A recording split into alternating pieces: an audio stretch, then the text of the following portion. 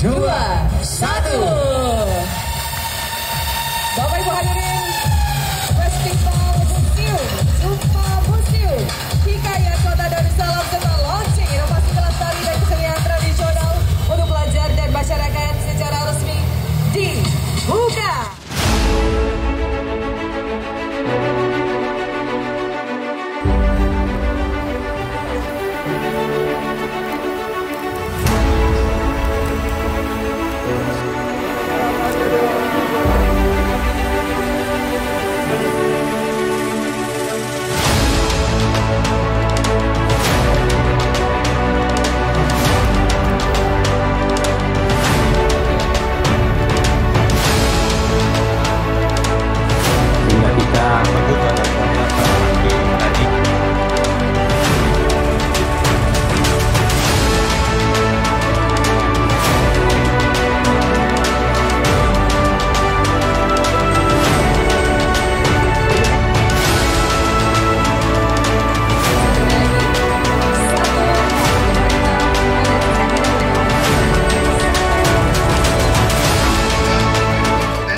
Budaya dan sejarah sebagai modal utama guna merawat Museum Sultan Mahmud Badarudin II untuk kita dan dunia.